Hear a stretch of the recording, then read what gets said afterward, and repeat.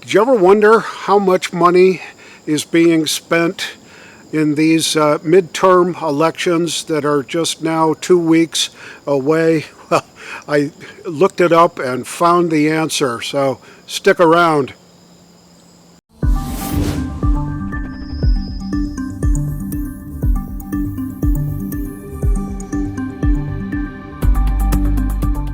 So in aggregate, it is estimated that $9.3 billion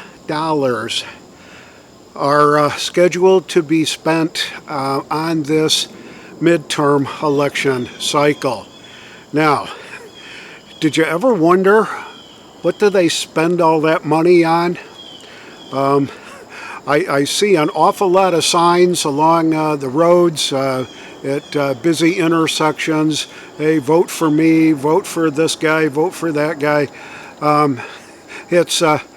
But I can't imagine that all those little placards and signs that are littering all our street corners right now, that anybody spent anywhere close to $9.3 billion on.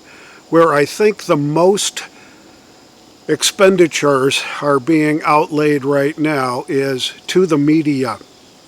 And I'm talking television, radio, and social media. It's not, every time there's a commercial break on TV, excuse me, you see nothing but political ads, political campaign ads. Vote for me, don't vote for the other guy. And some of the folks that are tracking this stuff have broken it down into categories. Money spent in support of a candidate, money spent opposing an individual candidate. So they've got it broken down pretty much by race. By race, I mean by whichever election position is being voted on, and they've broken it down by Republicans and Democrats and all that.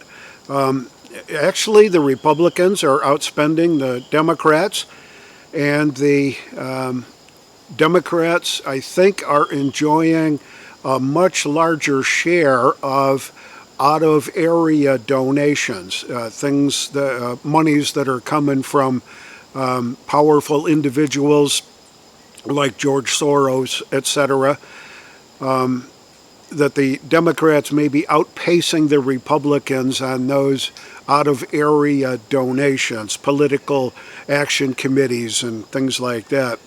But when we look around to see where that money is being spent, it's obvious where it's being spent. Now, television, radio.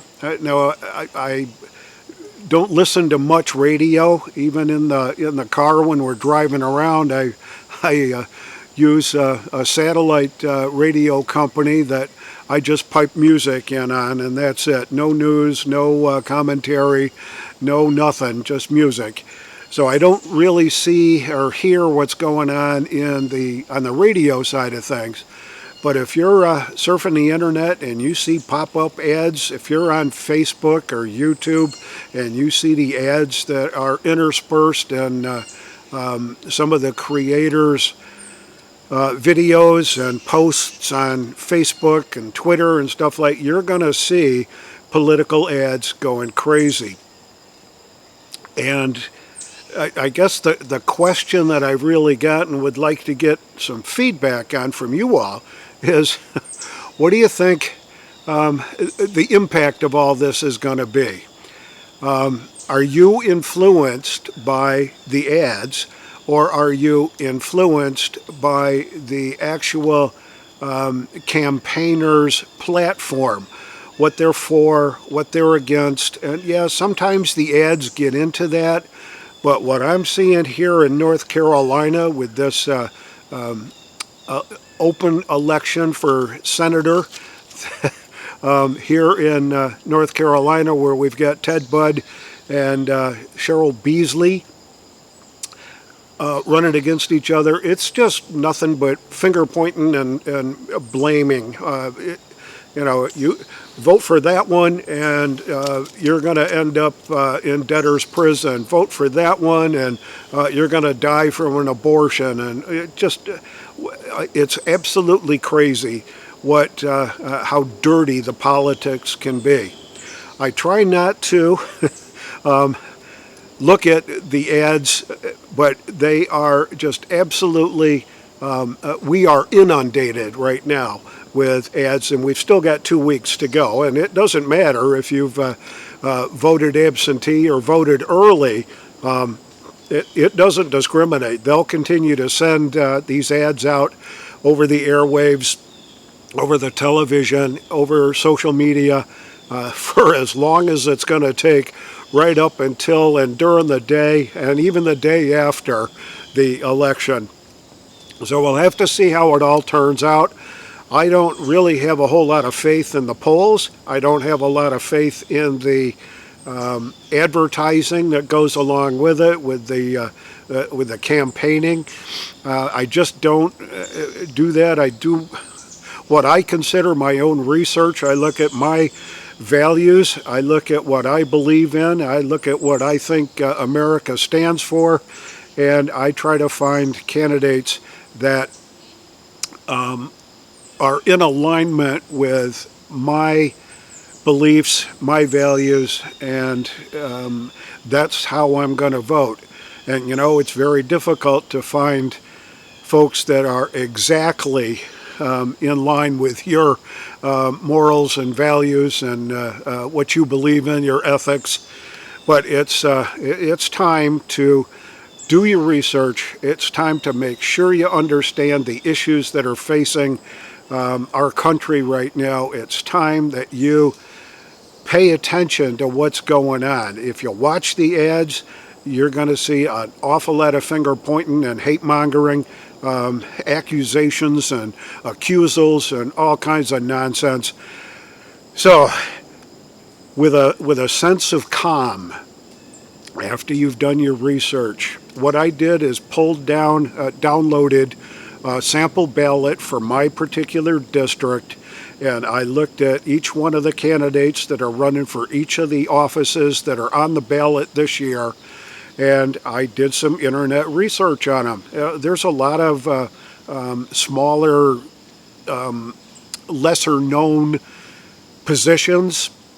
We've got 2 candidates or two seats open on the Soil and Water Commission here in Wake County.